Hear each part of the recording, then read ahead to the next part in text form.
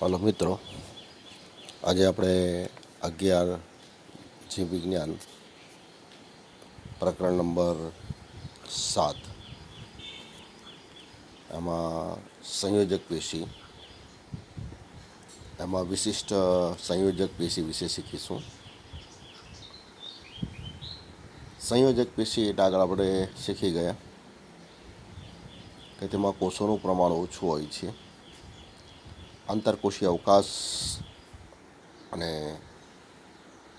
આંતરકોષીય દ્રવ્ય એનું પ્રમાણ વધારે હોય છે.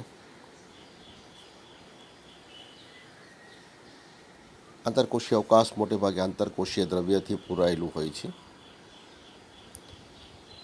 રુધિર સિવાયની સંયોજક પેશી છે, એમાં તેના કોષો વિભાજન પામી નવા કોષોનું સર્જન કરે છે અને તેમાં રહેલા આંતરકોષીય દ્રવ્યોનો સ્ત્રાવ તેના કોષો દ્વારા જ થાય છે. આ સંયોજક પેશીના આપણે આગળ 3 પ્રકાર શીખી ગયા: શિથિલ સંયોજક પેશી, સઘન સંયોજક પેશી અને વિશિષ્ટ સંયોજક પેશી. એમાંથી પહેલા 2 પ્રકાર આગળના વિડીયોમાં આપણે જોઈ ગયા છે, શિથિલ સંયોજક પેશી અને સઘન સંયોજક પેશી. હવે ત્રીજો પ્રકાર લઈએ આપણે, વિશિષ્ટ સંયોજક પેશી, કે જેમાં કાસ્થિ, અસ્થિ અને પ્રવાહી સંયોજક પેશી એટલે રુધિરનો સમાવેશ થાય છે. કાસ્થિ, અસ્થિ અને રુધિર, જેને પ્રવાહી સંયોજક પેશી તરીકે ઓળખવામાં આવે છે. એ પૈકી સૌથી પહેલો આપણે લઈએ કાસ્થિ પેશી. તે પણ સંયોજક પેશીનો જ એક પ્રકાર છે. આ પેશીની અંદર એનું જે આંતરકોષીય દ્રવ્ય છે, અર્ધઘટ કાચ જેવું લીસું હોય છે અને કોષોનું પ્રમાણ ઓછું હોય છે. આ પેશી એનું સ્થાન આપણે લઈએ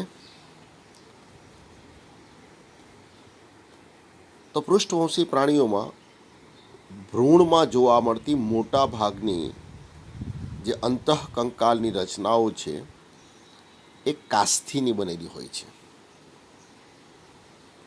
એટલે ભ્રૂણમાં આવેલ અંતઃકંકાલ કાસ્થિનું જ બનેલું હોય છે અને પુખ્ત અવસ્થામાં એમાં કેટલાક ક્ષારોની જમાવટ, ઉમેરો થતાં એ સખત અસ્થિમાં ફેરવાઈ જાય છે. તો આ રીતે પૃષ્ઠવંશી પ્રાણીઓના ભ્રૂણમાં ગર્ભાવસ્થામાં મોટાભાગનું અંતઃકંકાલ કાસ્થિનું બનેલું હોય છે. એ ઉપરાંત પુખ્ત અવસ્થામાં આપણે જોઈએ તો આ જે કાસ્થિ છે એ નાકના ટોચના ભાગમાં, બાહ્ય કર્ણમાં અને જે કરોડસ્તંભના અસ્થિઓ છે, કરોડસ્તંભનો હાડકાની વીંટી જેવો રચનાત્મક અને ક્રિયાત્મક એકમ, એને કશેરુકા તરીકે ઓળખવામાં આવે છે. અને પાસેની કશેરુકાઓ વચ્ચે કાસ્થિની બનેલી ગાદી જેવી રચના જોવા મળે છે. તો આ રીતે કરોડસ્તંભના પાસેના અસ્થિઓની વચ્ચે કાસ્થિ જોવા મળે છે. અને એ ઉપરાંત આપણા હાથ અને પગ, એમાં જે લાંબા અસ્થિઓ છે, એ લાંબા અસ્થિઓની ટોચ એટલે કે અસ્થિ શિર, એના ઉપર પણ કાચવત કાસ્થિ જોવા મળે. તો કાસ્થિ પેશી અથવા એને કાચવત કાસ્થિ તરીકે આપણે ઓળખીશું. એનું સ્થાન તો પૃષ્ઠવંશી પ્રાણીઓમાં ભ્રૂણમાં અથવા ગર્ભાવસ્થા દરમિયાન મોટાભાગનું અંતઃકંકાલ કાસ્થિનું બનેલું હોય છે. નાકના ટોચનો ભાગ, બાહ્ય કર્ણ, કરોડસ્તંભના કશેરુકાઓના જોડાણ અને લાંબા અસ્થિઓના અસ્થિશિર, એમાં આ કાચવત કાસ્થિ જોવા મળે છે. એનું જે રચના જોઈએ આપણે,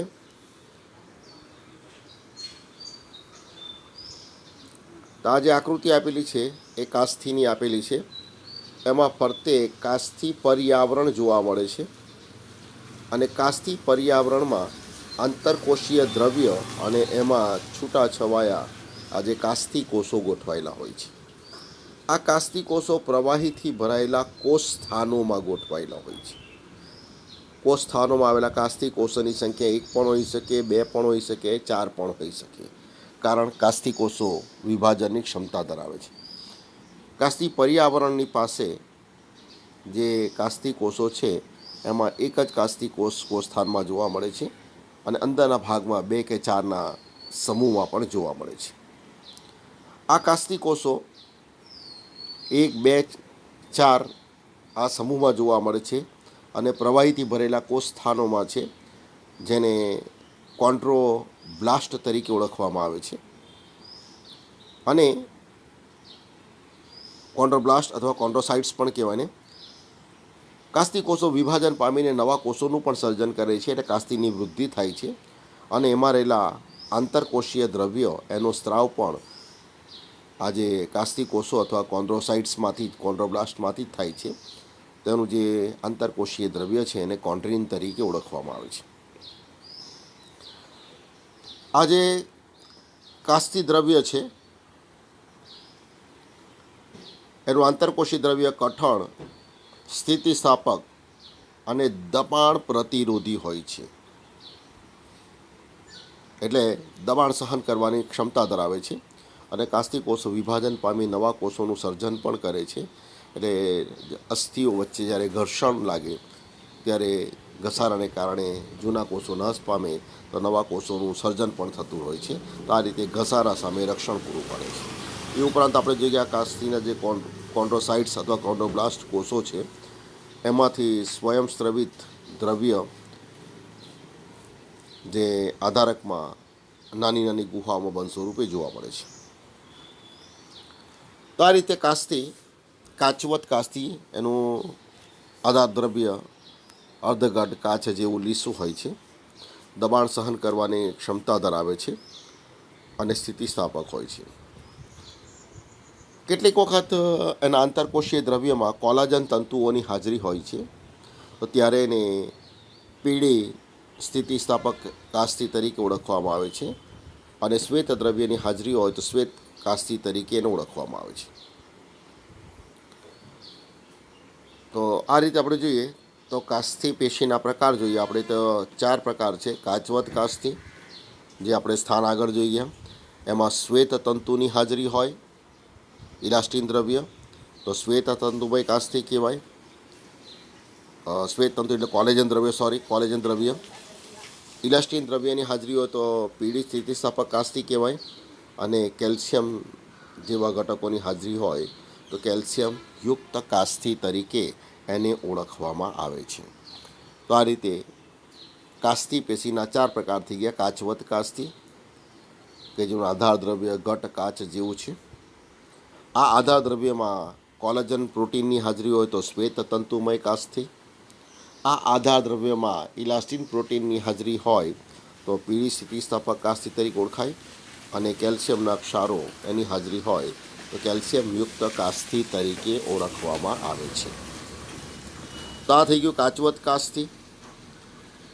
હવે બીજો પ્રકાર લઈએ આપણે એનો, તો એ છે અસ્થિ પેશી. તો આપણે જોઈએ કે મોટે ભાગે ગર્ભાવસ્થામાં જે અંતઃકંકાલ છે કાસ્થીનું બનેલું છે, એમાં આંતરકોષી દ્રવ્ય અર્ધઘટ કાચ જેવું લીસું હોય છે અને પુખ્તાવસ્થા દરમિયાન આ જે કાસ્તી છે એ સખત અને બરડ બને અને અસ્થિમાં ફેરવાઈ જાય છે. તો આ જે અસ્થિ છે એ પણ કંકાલ પેશી તરીકે ઓળખવામાં આવે છે અને પુખ્તાવસ્થા સુધી એ ઘન, બરડ અને અસ્થિતિસ્થાપક બની જાય છે. એના આધારકમાં ઓસિન પ્રોટીન રહેલું છે, ઓસિન દ્રવ્ય, અને એ ઉપરાંત વિભિન્ન ક્ષારો આવેલા હોય છે. જેમ જેમ અસ્થિ બરડ બનતું જાય છે તેમાં ક્ષારોની માત્રા વધતી જાય છે. તેમાં આવેલા જે કોષો છે એને અસ્થિ કોષો તરીકે ઓળખવામાં આવે છે. આ અસ્થિ કોષો એની રચના વધુ જટિલ હોય છે, જે અસ્થિને મજબૂતાઈ આપે છે અને આ જે અંતઃકંકાલ બનાવે છે અને શરીરને રચનાત્મક માળખું પૂરું પાડે છે. શરીરનો આધાર આપવાનું કાર્ય કરે, શરીરનો આકાર જાળવી રાખે છે. અને એ ઉપરાંત ઘણી બધી પેશીઓ એની સાથે જોડાયેલી છે. કોમળ પેશીઓ અને અંગોને આધાર અને રક્ષણ પૂરું પાડે છે. કંકાલ સ્નાયુઓ એટલે રેખિત સ્નાયુ પેશી આ અસ્થિ સાથે જ જોડાયેલી હોય છે, જેને કારણે આપણે હલનચલન અને પ્રચલન કરી શકીએ છીએ. એ ઉપરાંત જે લાંબા અસ્થિ છે એ ભાર વહનનું પણ કાર્ય કરે છે. અને આ લાંબા અસ્થિના પોલાણમાં જે મજ્જા રહેલું હોય, જેને અસ્થિ મજ્જા તરીકે ઓળખવામાં આવે છે. અને આ અસ્થિ મજ્જામાં રુધિરના કોષોનું સર્જન થાય છે. હવે આ અસ્થિની રચના કરતા જે અસ્થિ કોષો છે, જેને ઓસ્ટિયોસાઇટ્સ તરીકે ઓળખવામાં આવે છે, એ કોષ સ્થાનોમાં આવેલા હોય છે. અસ્થિ કોષો કોષ સ્થાનોના અવકાશમાં આવેલા હોય છે. અને તેની ફરતે આજે આપણે જોઈ શકીએ એમાં અસ્થિ કોષો ગોઠવાયેલા છે. અને અંદર પોલાણ જોવા મળે છે, જેને હાવર્શિયન નલિકા તરીકે ઓળખવામાં આવે છે. કેન્દ્રવર્તી નલિકા તો હાવર્શિયન નલિકા. અને તેની ફરતે અહીંયા કેન્દ્રગામી કોટરો વર્તુળાકારે ગોઠવાયેલા હોય છે. અને તેમાં અસ્થિ કોષોની ગોઠવણી થયેલી હોય છે. તો આ રીતે આપણે જોઈએ સસ્તનના જે અસ્થિ છે સ્તંભ જેવી રચનાઓ ધરાવે છે. અહીંયા આપણે જોઈ શકીએ આકૃતિમાં ઘણા બધા સ્તંભો બતાવેલા છે. અને એ હાવર્શિયન તંત્રની રચના કરે છે. તેમાં મધ્યમાં કેન્દ્રવર્તી નલિકા અથવા હાવર્શિયન નલિકા અને એની ફરતે કેન્દ્રગામી કોટરો વર્તુળાકારે ગોઠવાયેલા હોય છે, કે જેમાં અસ્થિ કોષો ગોઠવાયેલા હોય છે. તો આ રીતે સસ્તનના સૂકા જે અસ્થિ છે એમાં એની રચના જટિલ છે અને હાવર્શિયન તંત્ર જેવી રચના જોવા મળે છે. તો આ રીતે અસ્થિ એ કાસ્થિમાંથી રૂપાંતરિત થાય છે. કાસ્થિ એ દબાણ સહન કરવાની ક્ષમતા ધરાવે સ્થિતિસ્થાપક છે, જ્યારે અસ્થિ એમાં વિવિધ ક્ષારોની જમાવટને કારણે અસ્થિતિસ્થાપક બની જાય છે, બરડ બની જાય છે. અને એના વિવિધ કાર્યો આપણે જોઈએ. તો આ થઈ ગયો અસ્થિ. હવે આપણે જોઈએ રુધિર, ત્રીજું. તો રુધિર એ પ્રવાહી સંયોજક પેશી તરીકે ઓળખાય છે, કે જેમાં રુધિર રસ અને વિવિધ પ્રકારના રુધિર કોષો છે, કે જેમાં રક્તકણ, જેને રેડ બ્લડ સેલ્સ તરીકે ઓળખીશું, શ્વેતકણ વ્હાઇટ બ્લડ સેલ્સ તરીકે ઓળખીશું, અને રુધિર કણિકાઓ ધરાવે છે. આ રુધિર પ્રવાહી સંયોજક પેશી છે. તરલ પ્રવાહી પરિવહન ધરાવતો પ્રવાહી છે. અને એના દ્વારા વિવિધ દ્રવ્યોનું શરીરમાં વહન થાય છે, જેવા કે પાચનને અંતે શોષાયેલા પોષક દ્રવ્યો છે એ રુધિર મારફતે શરીરના વિવિધ કોષો સુધી પહોંચે છે. કોષોમાં ચયાપચયની દેહધાર્મિક ક્રિયાઓ થાય છે. અને દેહધાર્મિક ક્રિયાને અંતે સર્જાયેલા ઉત્સર્ગ દ્રવ્યો એ પણ રુધિર મારફતે જ વહન પામે છે. એ ઉપરાંત શ્વસન વાયુઓ O2 CO2 એનું વહન પણ રુધિર મારફતે જ થાય છે. અને આપણા શરીરમાં જુદા જુદા સ્થાને જે અંતઃસ્રાવી ગ્રંથિઓ આવેલી છે એમાંથી જે અંતઃસ્રાવ ઉદ્ભવે છે એ કોઈ નલિકા દ્વારા વહન પામતા નથી. તો આ અંતઃસ્રાવોનું વહન પણ રુધિર દ્વારા જ થાય છે. તો વિભિન્ન દ્રવ્યો એના પરિવહનમાં આ રુધિર મદદરૂપ થાય છે. તો આ થઈ ગયું સંયોજક પેશીના ત્રીજો જે પ્રકાર થઈ ગયો. આપણે જોઈ ગયા વિશિષ્ટ સંયોજક પેશી. એમાં કાસ્થિ, અસ્થિ અને રુધિર. એમાં રુધિર હવે પછીના પ્રકરણમાં પરિવહન તંત્રમાં એની સમગ્ર રચના આપણે શીખીશું. અહીંયા હવે આગળ વધીએ. પહેલાં આપણે જોઈ ગયા અધિચ્છદીય પેશી પહેલી, બીજું જોઈ ગયા આપણે સંયોજક પેશી. હવે ત્રીજી પેશી પ્રાણી પેશી છે સ્નાયુ પેશી. અધિચ્છદીય પેશીના ગુણધર્મમાં જોઈ ગયા કે એના કોષો વિભાજનનો ગુણ ધરાવે છે. સંયોજક પેશીમાં પણ જોઈ ગયા એના કોષો વિભાજનનો ગુણ ધરાવે છે. હવે આ જે સ્નાયુ પેશી છે એ સંકોચનશીલતાનો ગુણ ધરાવે છે અને એ અંગોના હલનચલન સાથે સંકળાયેલી પેશી છે. તો સ્નાયુ પેશીમાં કયો ગુણ રહેલો હોય છે? 1 માર્કમાં પૂછાય છે. તેમાં સ્નાયુ પેશી એમાં સંકોચનશીલતાનો ગુણ રહેલો હોય છે. આ સ્નાયુ પેશીમાં આવેલા દરેક સ્નાયુ ઘણા બધા લાંબા અને નળાકાર સ્નાયુ તંતુઓના બનેલા હોય છે અને આ સ્નાયુ તંતુઓ સમાંતર અને પંક્તિમાં ગોઠવાયેલા હોય છે. એક સ્નાયુ તંતુની સૂક્ષ્મ રચનામાં ઘણા બધા સૂક્ષ્મ સ્નાયુ તંતુકો આવેલા હોય છે અને આ સ્નાયુ તંતુકો ઉત્તેજનાના પ્રતિસાદ સ્વરૂપે તાલબદ્ધ રીતે સંકોચિત થઈ જાય છે અને પુનઃ અસંકોચિત એટલે કે પોતાની મૂળ સ્થિતિમાં આવી જાય છે, મૂળભૂત અવસ્થા પ્રાપ્ત કરે એટલે કે શિથિલન અવસ્થામાં આવી જાય છે. તો ઉત્તેજના મળતા એ સંકોચન સ્થિતિ પ્રાપ્ત કરે છે અને ફરીથી પોતાની મૂળ સ્થિતિ પ્રાપ્ત કરે છે. તો આ રીતે સ્નાયુ પેશી એમાં હલનચલન થાય છે. તો આ સ્નાયુ પેશી એની ક્રિયાવિધિ વાતાવરણમાં થતા ફેરફારને સાનુકૂળ થવા માટે શરીરનું હલનચલન પ્રેરે છે અને શરીરની વિવિધ ભાગોને યોગ્ય સ્થિતિમાં જાળવી રાખે છે. તો આ રીતે શરીરમાં આવેલા અંગો અને પ્રાણીઓ આ પેશીને કારણે હલનચલન કરી શકે છે. તો સામાન્ય રીતે હલનચલનમાં આ સ્નાયુઓની અગત્યની ભૂમિકા છે. એટલે કે પ્રાણીઓમાં હલનચલન, પ્રાણીઓના અંગોમાં જે હલનચલન થાય છે સ્નાયુને આભારી છે.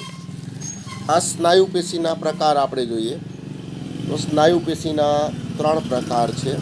કંકાલ સ્નાયુ પેશી અથવા આપણે એને રેખિત સ્નાયુ પેશી તરીકે ઓળખીશું, સરળ અરેખિત સ્નાયુ પેશી અથવા એને કોષ્ઠાંતર સ્નાયુ તરીકે પણ ઓળખવામાં આવે છે, અથવા શરીરમાં આવેલા અનૈચ્છિક અંગોમાં આવેલ હોવાથી અને અનિચ્છાવર્તી સ્નાયુ પેશી તરીકે પણ ઓળખવામાં આવે છે. અને ત્રીજી માત્ર હૃદયની દિવાલમાં આવેલી સ્નાયુ પેશી જેને હૃદ સ્નાયુ પેશી તરીકે ઓળખવામાં આવે છે. સૌથી પહેલી પેશી આપણે લઈએ એમાંથી કંકાલ પેશી. આ પેશી મોટે ભાગે હાડકાં સાથે જોડાયેલી હોય છે, તેથી એને કંકાલ સ્નાયુ પેશી તરીકે ઓળખવામાં આવે છે. ગાઢ રીતે કંકાલ અસ્થિઓ સાથે જોડાઈને રહેતી હોય છે. અથવા આ પેશીની રચના આપણે જોઈએ તો એની અંદર લાંબા જે સ્નાયુ તંતુઓ દ્વિશિરસ્થ છે અને એકબીજાને સમાંતર જે ગોઠવાયેલા છે. એની ફરતે સ્પષ્ટ સ્નાયુ તંતુ પણ આવેલું હોય છે. એટલે અહીંયા આપણે જોઈ શકીએ ફરતે સ્નાયુ તંતુ પણ જોવા મળે છે અને સ્નાયુ લાંબા અને નળાકાર છે અને એક કરતાં વધારે એમાં કોષ કેન્દ્રો જોવા મળે છે. આ સ્નાયુ તંતુની રચના, સૂક્ષ્મ રચના આપણે લઈએ તેમાં આડી રેખાઓ જોવા મળે છે અને આ આડી રેખાઓ પૈકી આ જે ડાર્ક ભાગ દેખાય છે તેને ઘેરી પટ્ટી અથવા એ બિંબ તરીકે ઓળખવામાં આવે છે અને પાસેના એ બિંબ વચ્ચે જે ઝાંકો વિસ્તાર દેખાય છે એને આઈ બીમ તરીકે ઓળખવામાં આવે છે. પાસેના આઈ બીમની મધ્યમાંથી એક પાતળી રેખા પસાર થાય છે. અહીંયા તૂટક રેખામાં જે બતાવી છે અહીંયા અંદરના ભાગમાં, અને એ છે ઝેડ બીમ. તો આ રીતે એમાં આડી રેખાઓ જોવા મળે છે એટલે એને રેખિત સ્નાયુ પેશી તરીકે ઓળખવામાં આવે છે. અને આ રેખિત સ્નાયુ પેશીમાં એકાંતરે ઘેરી પટ્ટી અથવા એ બીમ, ઝાંખી પટ્ટી એટલે કે આઈ બીમ અને આઈ બીમની વચ્ચે એમાં ઝેડ બીમ જોવા મળે છે અહીંયા. તો આ રીતે આ સ્નાયુ પેશીમાં આડી રેખાઓ જોવા મળે છે એટલે એને રેખિત સ્નાયુ પેશી તરીકે ઓળખવામાં આવે છે. તો આ સ્નાયુ પેશી એના સ્નાયુ તંતુકો જોડાઈને સ્નાયુ તંતુ બનાવે અને સ્નાયુ તંતુઓ જોડાઈને સ્નાયુ પેશી બનાવે અને સ્નાયુ પેશીના સમૂહ એની ફરતે સખત સંયોજક પેશીનું બનેલું આવરણ આવેલું હોય છે. આ પેશીનું સંકોચન અને શિથિલન ખૂબ ઝડપી થઈ જાય છે. એટલે શરીરના કંકાલ અથવા અસ્થિઓ સાથે જોડાયેલું હોવાથી આ પેશીના સંકોચન અને શિથિલનને કારણે જ આપણે હલનચલન અને પ્રચલન કરી શકીએ છીએ.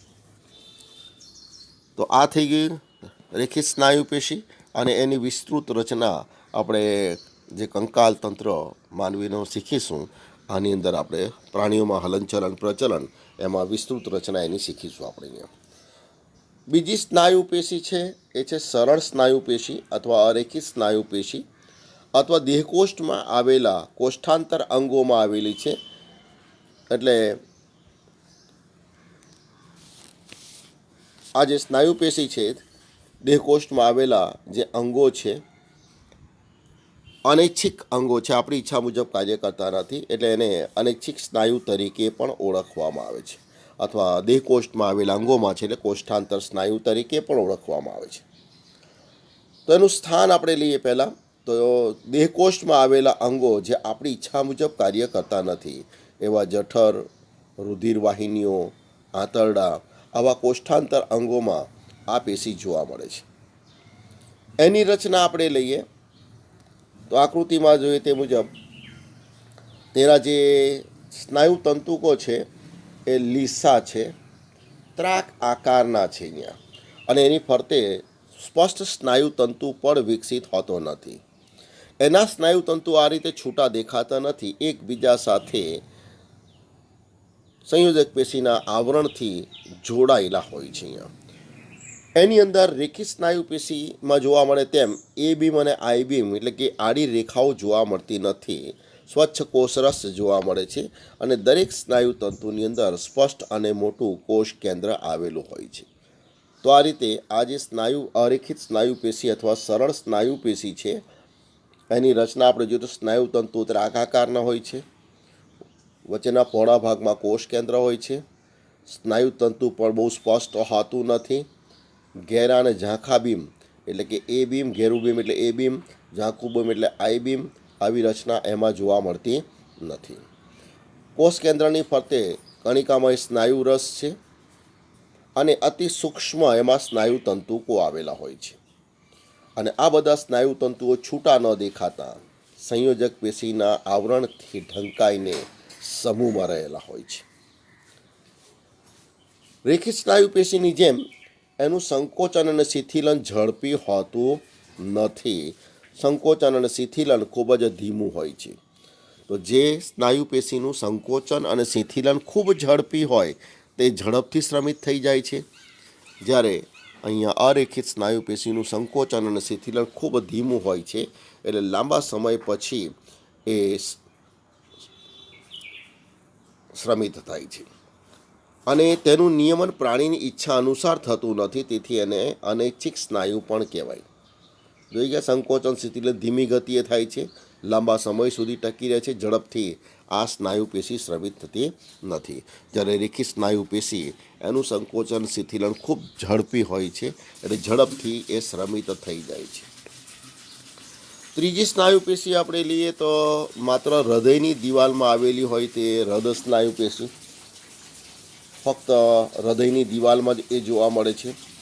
એની રચના રેખિત સ્નાયુ પેશી જેવી છે, તેના સ્નાયુ તંતુઓ પણ લાંબા અને નળાકાર છે, પણ એકબીજા સાથે એ સેતુ વડે જોડાયેલા હોય છે. અહીંયા આકૃતિમાં જોઈ શકીએ કે અહીંયા આ જોડાણ છે, અહીંયા જોડાણ છે, અહીંયા બરાબર છે. તો સેતુ વડે એકબીજા સાથે એ જોડાયેલા હોય છે.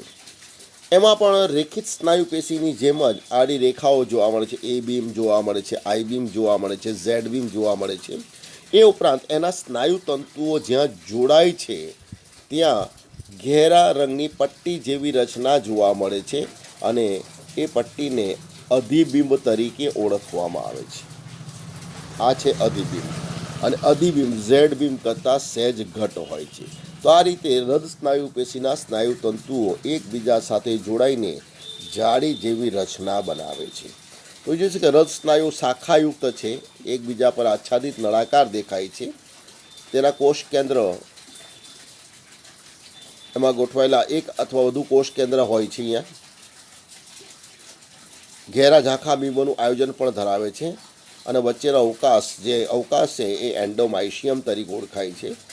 અને હૃદ સ્નાયુ પેશીનો સ્નાયુ કોષો વચ્ચે આવેલો અવકાશ કયા નામે ઓળખાય છે? અને આ એન્ડોમાઇશિયમ તંતુઓ કોલેજન યુક્ત જાળી જેવી રચના બનાવે છે. કોલેજન તંતુ એટલે આપણે જોઈએ કે એમાં શ્વેત તંતુ, એને કોલેજન તંતુ તરીકે ઓળખવામાં આવે છે. તો આ રીતે હૃદ સ્નાયુ પેશી, એના સ્નાયુ તંતુઓ, એમાં જોઈએ કે આપણે રેખિત સ્નાયુ પેશી જેમ જ એની રચના જોવા મળે છે. અને એમાં પણ રેખિત સ્નાયુ પેશીની જેમ જ આડી રેખાઓ જોવા મળે છે. એ બીમ જોવા મળે છે, આઈ બીમ જોવા મળે, આઈ બીમની વચ્ચે ઝેડ બીમ જોવા મળે અને પાસેના સ્નાયુ તંતુનું જોડાણ થાય છે. ત્યાં આપણે જોઈએ કે એમાં અધિબીમ અથવા એચ બીમ જોવા મળે છે. અહીંયા અધિબીમ એનું કાર્ય છે પાસેના સ્નાયુ તંતુઓને સાંકળે છે અને આ અધિબીમ ઝેડ બીમ કરતાં વધુ જાડા અને ઘેરા હોય છે. આ સ્નાયુ તંતુઓમાં રેખિત સ્નાયુ તંતુમાં આપણે જોઈ ગયા કે એમ નળાકાર જ હોય છે, વચ્ચે જોડાણ નથી. જ્યારે આ સ્નાયુ તંતુઓ જાળાકાર ગોઠવણીને કારણે કંકાલ સ્નાયુઓથી જુદા પડે છે અને આ સ્નાયુઓનું હલનચલન પણ આપણી ઈચ્છા મુજબ થતો નથી, એટલે અનૈચ્છિક પ્રકારના છે. અને આ સ્નાયુ પેશીનું સંકોચન અને શિથિલન તાલબદ્ધ રીતે થાય છે. તેથી આ સ્નાયુ પેશી કદી શ્રમિત થતી નથી અને સતત એને રુધિરનો પુરવઠો મળતો રહે છે અને માત્ર હૃદયની દિવાલમાં જોવા મળે. અને આપણે જોઈએ હૃદય જીવનની શરૂઆતથી ધબકવાનું શરૂઆત કરે, જીવનના અંત સુધી ધબકતું રહે છે. એટલે પ્રશ્ન તરીકે એક માર્કમાં આવે છે, કદી શ્રમિત ન થતા સ્નાયુઓ કયા? તો કદી શ્રમિત ન થતા સ્નાયુમાં હૃદ સ્નાયુ આવશે. તો આ રીતે 3 સ્નાયુ પેશી થઈ ગઈ. રેખિત સ્નાયુ પેશી અથવા કંકાલ સ્નાયુ હાડકાં સાથે જોડાયેલી છે. એ બીમ, આઈ બીમ, ઝેડ બીમ જેવી રચના જોવા મળે છે. સંકોચન અને શિથિલન ઝડપથી થાય છે, એટલે ઝડપથી શ્રમિત થતા સ્નાયુ છે. અરેખિત સ્નાયુ અથવા કોષ્ઠાંતર સ્નાયુ અનૈચ્છિક અંગોમાં આવેલા છે. દેહકોષ્ઠમાં કોષ્ઠાંતર સ્નાયુ અથવા અનૈચ્છિક સ્નાયુ તરીકે ઓળખવામાં આવે. સ્નાયુ તંતુ ત્રાકાકારના છે, આડી રેખાઓનો અભાવ છે, સ્વચ્છ કોષરસ છે અને એનું સંકોચન શિથિલન ખૂબ ધીમું હોય છે. લાંબા સમય બાદ એ શ્રમિત થાય છે.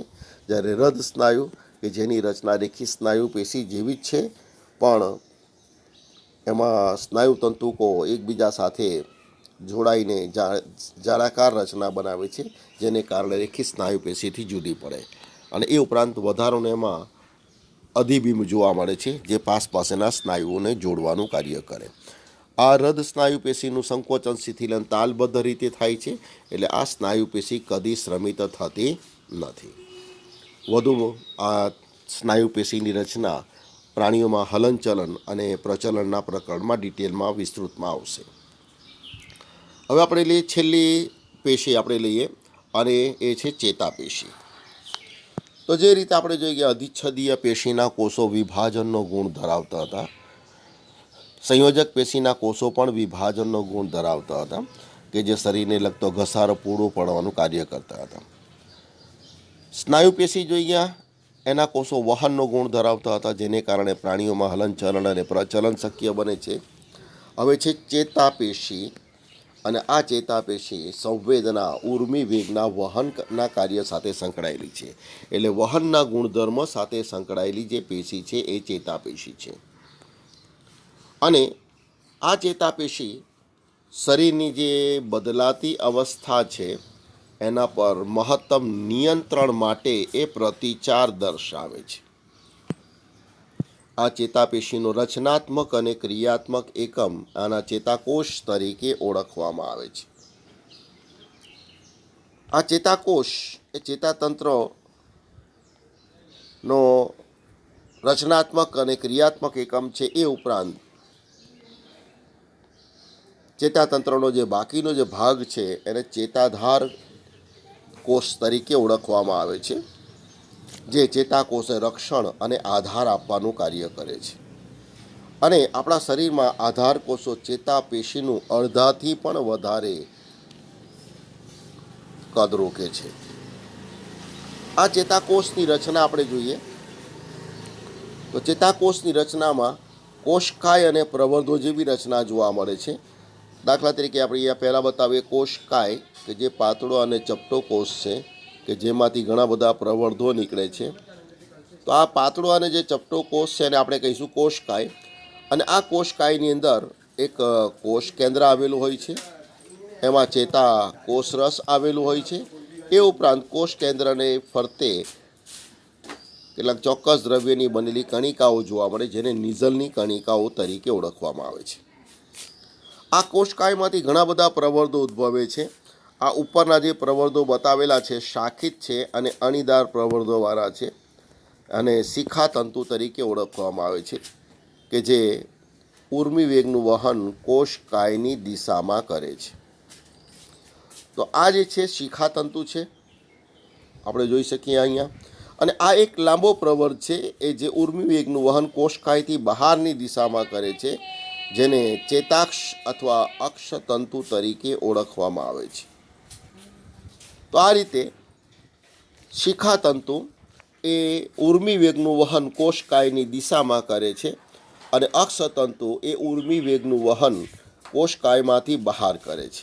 તો આ રીતે એક ચેતાતંતુમાંથી અક્ષતંતુ દ્વારા ઉર્મી વેગનું વહન બીજા ચેતાકોષના શિખાતંતુ તરફ થાય છે.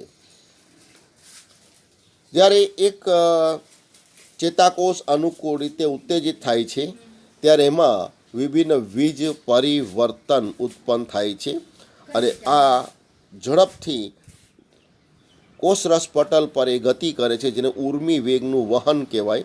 અને આ પરિવર્તન ચેતાકોષના અંતિમ છેડા પર અથવા આઉટપુટ ઝોન પર પહોંચે છે અને આસપાસના ચેતાકોષ અથવા બીજા કોષોને તે ઉત્તેજિત કરે છે અથવા એને ઉત્તેજિત થતાં અટકાવે છે. આ રીતે સ્નાયુઓ એની ક્રિયાવિધિ એનું નિયમન ચેતાકોષ દ્વારા થાય છે. તો આ રીતે જ્યારે ચેતાને કોઈ બાહ્ય સંવેદના મળે, ચેતા ઉત્તેજિત થાય, ત્યારે એમાં વીજકીય ફેરફારો થાય છે, જેને કલાવીજ સ્થિતિમાન તરીકે ઓળખવામાં આવે છે. અને આ વીજ પરિવર્તન ચેતાકોષના બીજા છેડા સુધી વહન પામે છે ચેતાકોષના કોષરસ પટલ દ્વારા, અને પછી એ બીજા ચેતાકોષ અથવા સ્નાયુમાં આ ઉત્તેજના પહોંચાડે છે અને એને ઉત્તેજિત કરે અથવા તેને ઉત્તેજિત થતાં અટકાવે છે. તો આ રીતે ઉર્મી વેગના વહન સાથે સંકળાયેલી જે પેશી છે એને ચેતાપેશી તરીકે ઓળખવામાં આવે છે. તો એમાં કોષકાય અને પ્રવર્ધો જોવા મળે છે. કોષકાય પાતળો અને ચપટો કોષ છે કે જેમાં કોષ કેન્દ્ર, ચેતાકોષરસ અને નિઝલની કણિકાઓ આવેલી હોય છે. એમાંથી ઉદ્ભવતા પ્રવર્ધો બે પ્રકારના છે. ટૂંકા અને શાખાયુક્ત પ્રવર્ધો છે, શિખાતંતુ તરીકે ઓળખાય છે, જે ઉર્મી વેગનું વહન કોષકાયની દિશામાં કરે છે, એટલે આપણે એને અંતર્વાહી પ્રવર્ધ તરીકે પણ ઓળખી શકીએ. અને એક લાંબો પ્રવર્ધ જે ઉર્મી વેગનું વહન કોષકાયથી બહારની દિશામાં કરે છે, એટલે એને આપણે અક્ષતંતુ અથવા બહિર્વાહી પ્રવર્ધ તરીકે પણ ઓળખી શકીએ. બાહ્ય સંવેદનાથી પ્રેરાઈને ઉત્તેજિત થાય ચેતા, વીજ રાસાયણિક ફેરફારો થાય અને આ ફેરફાર ચેતાકોષના બીજા છેડા સુધી પહોંચે, જેને આપણે આઉટપુટ ઝોન કહીશું. અને પછી એ બીજા ચેતાકોષમાં અથવા તો શરીરના અંગોમાં આ ઉત્તેજના પહોંચાડે, એને ઉત્તેજિત કરે અથવા તો એને ઉત્તેજિત થતાં અટકાવવાનું કાર્ય કરે. તો આ રીતે ઉર્મી વેગના વહન સાથે સંકળાયેલી જે પેશી છે એ છે ચેતાપેશી. Thank you all. અહીંયા આપણી બધી પેશી પ્રાણી પેશી પૂરી થઈ ગઈ.